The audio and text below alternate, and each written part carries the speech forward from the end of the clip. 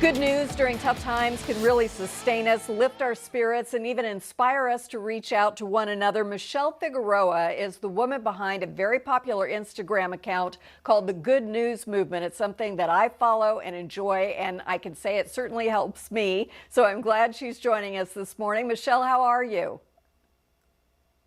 Great. How's it going? Glad to be here.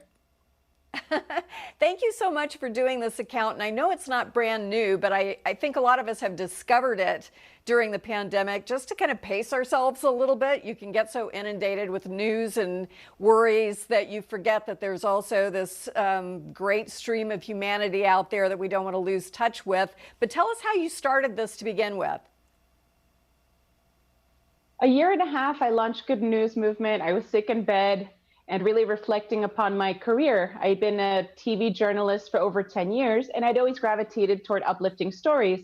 So this is an extension of what I'd already been doing. But as you know, in the TV world, sometimes these uplifting stories that we call kickers that air sometimes at the end of the broadcast, they get cut if there's too much news. So I figured, why not create a space for unlimited good news, meet people where they are. They're on their phones an average of 4 hours a day. So create a space where I'm my own gatekeeper and I'm opening the gate doors and welcoming people to share their own stories from their own neighborhoods and amplify them to the world.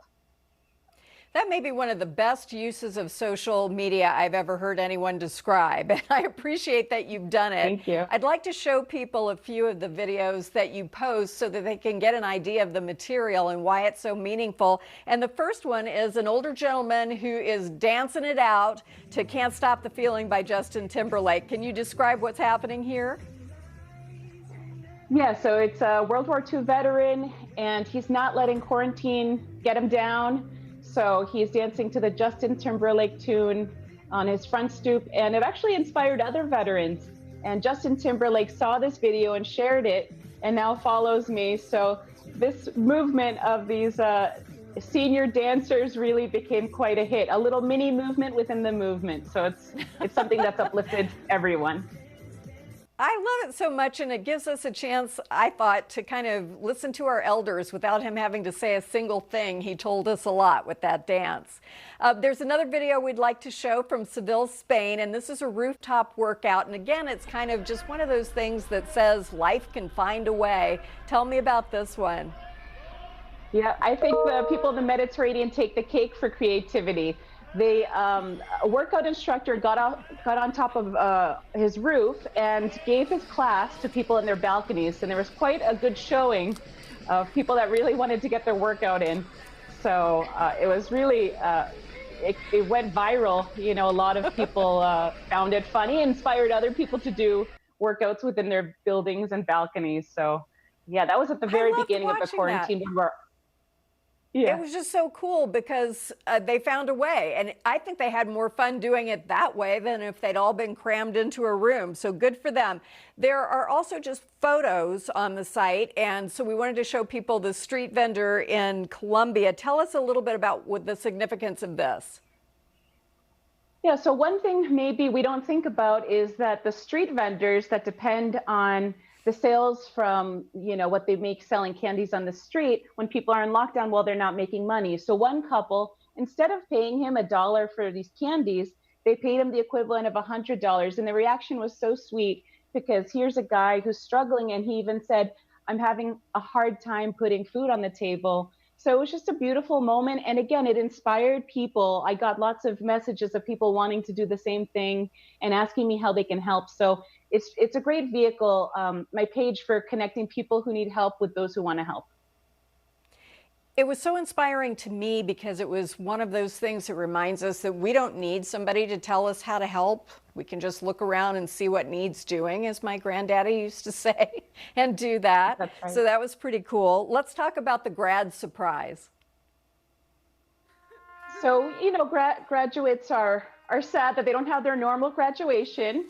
But one man took his trumpet and he saw the signs on people's lawns saying 2020 grad. He rang the doorbell and he played Pomp and Circumstance, a graduation song for grads. So it was just a very spontaneous, sweet moment of a man just trying to cheer up complete strangers.